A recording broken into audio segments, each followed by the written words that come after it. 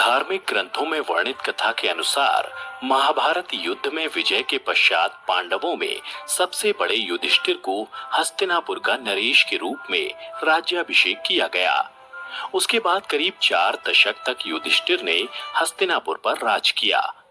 इसी दौरान एक दिन पांचों पांडव भगवान श्री कृष्ण के साथ बैठकर महाभारत युद्ध की समीक्षा कर रहे थे।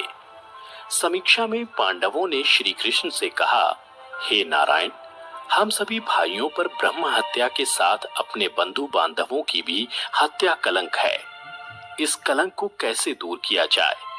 तब कृष्ण ने पांडवों से कहा कि ये सच है कि युद्ध में भले ही जीत तुम्हारी हुई है, लेकिन तुम लोग गुरु और अपने बंधु बांधवों को मारने के कारण पाप के भागी बन गए हो। इन पापों के कारण मुक्ति मिलना असंभव है, परंतु इन पापों से सिर्फ महादेव ही मुक्ति दिला सकते हैं। अतः महादेव की शरण में जाओ।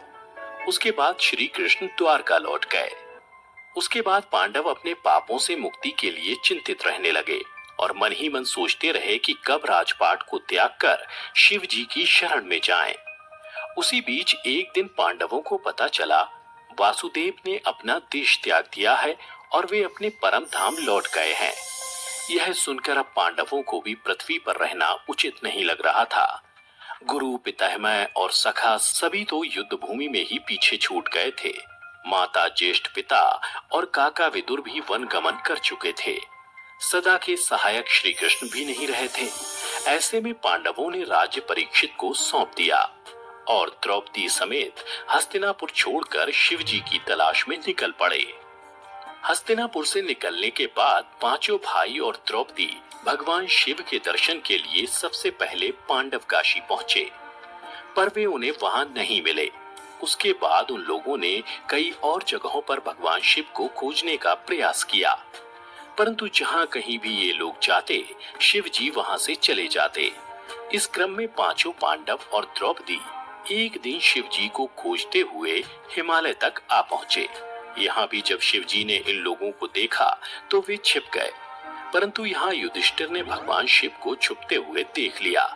तब युधिष्ठिर ने भगवान शिव से कहा, हे प्रभु, आप कितना भी छिप जाएं, लेकिन हम आपके दर्शन किए बिना यहाँ से नहीं जाएंगे।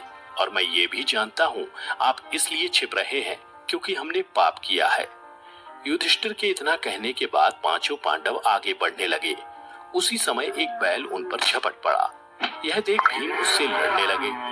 इसी बीच बैल ने चट्टानों के बीच अपना सिर छिपा लिया, जिसके बाद भीम उसकी पूंछ पकड़कर खींचने लगे तो बैल का धड़ सिर से अलग हो गया और उस बैल का धड़ शिवलिंग में बदल गया और कुछ क्षण पश्चात उस शिवलिंग से भगवान शिव प्रकट हुए।